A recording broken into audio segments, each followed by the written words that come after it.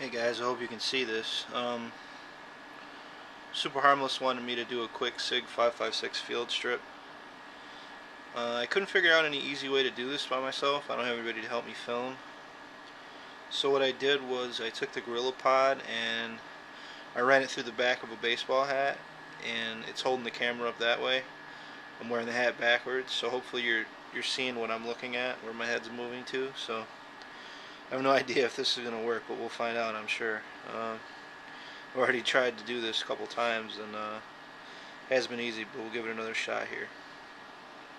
So basically, to field strip, grab your charging handle, and you press the lever here. It allows you to remove your charging handle. You have a push pin in the back, just like an AR. I've already pushed it up a little bit to make it a little bit easier on myself here. Just push that from the other side and pull it up. It allows you to open the gun. Take your charging handle, push it back in a little bit, and that helps you to slide the bolt.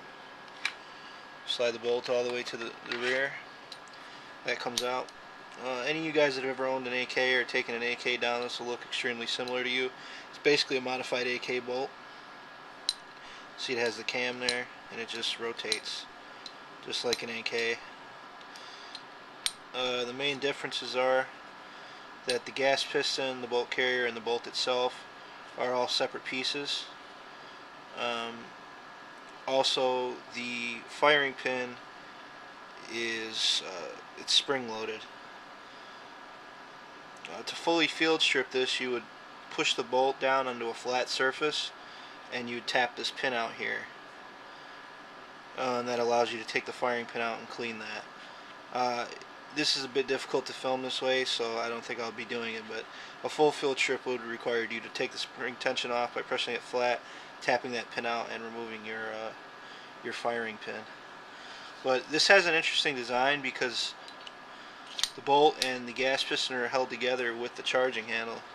So you can see in order to field strip, you have to remove the charging handle. The charging handle slides through the bolt carrier, and it slides into the gas piston, and that links the gas piston to the bolt carrier and makes it into one unit. So that's pretty interesting. But just like an AK, you just rotate this. It comes out into two pieces, and then there you go. And your charging handle to the side there. To make this a little bit easier for myself, I'm going to cut for 1 second.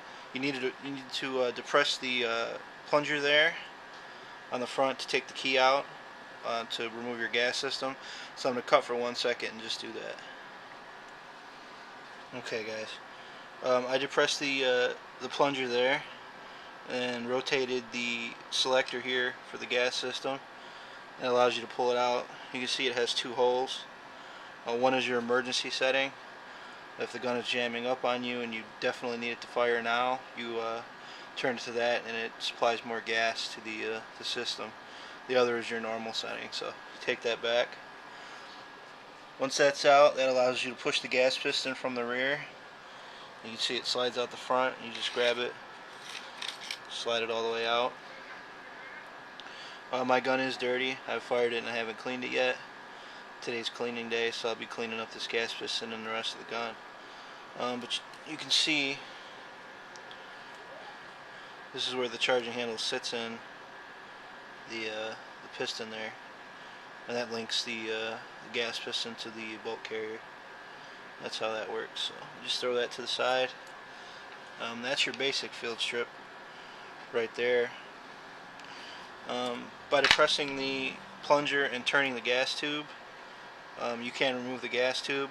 I really don't feel the need to do that much because you can still clean it. Just run a dry swab through there from the front. Obviously, you never put any oil in there, so I really never feel the need to take the gas tube out. I do sometimes when I take the quad rail off, just to wipe the barrel down and wipe the quad rail down. But it's really not necessary. One thing I definitely recommend buying, if you do get a SIG 556, is the K&S push pin, if your gun already does not have a quick way to take it off.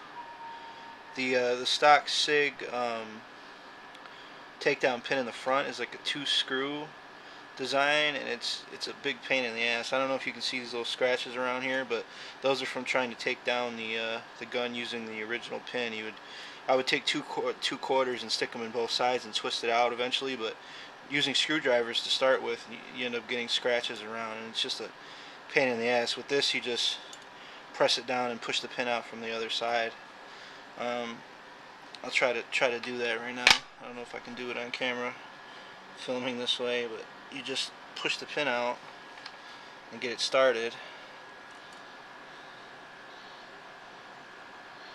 I usually get a nail under there. Yep, there we go. And you just depress that a little bit more, and that comes out.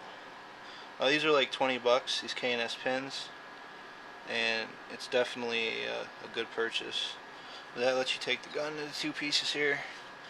Have a quick look at the lower and the upper.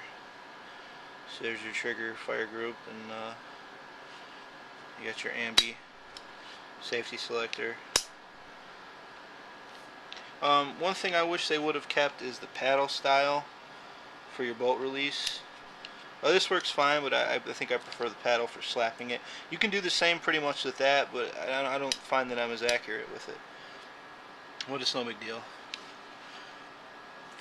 Here's a look at the upper. You get your full length rails that your bolt carrier slides on. Can be a bit of a pain to get in there to clean. I usually use a toothbrush to get down all the way into the chamber area.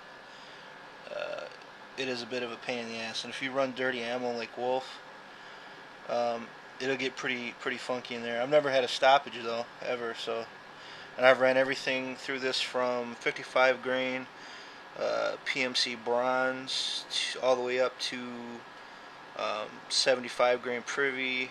I've ran 68 grain Black Hills. I believe it's 62 grain Wolf, hollow point, and FMJ, and I've never had a stoppage. So to hell and back reliability that SIG claims is so far pretty much on point. Yeah, that's your upper though.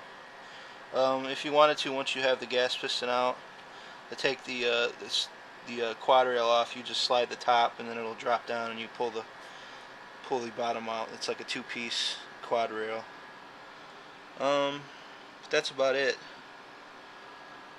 Obviously, you just go in reverse to put the gun back together. I could try it here. I don't know if I'll be able to do it, but we'll see. We'll see what happens here. Take your lower, realign it with your upper. Take your K&S pin. Could be a little bit of a fiddly business sometimes. There it goes. Locked in pretty easily.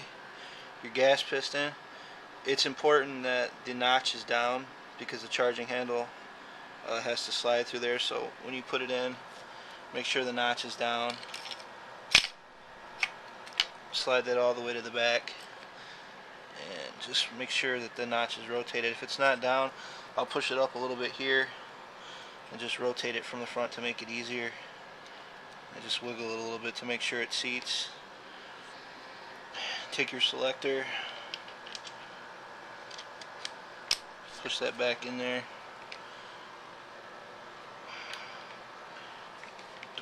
depress the plunger, and then make sure that you have your emergency setting, and then it locks back to your normal setting.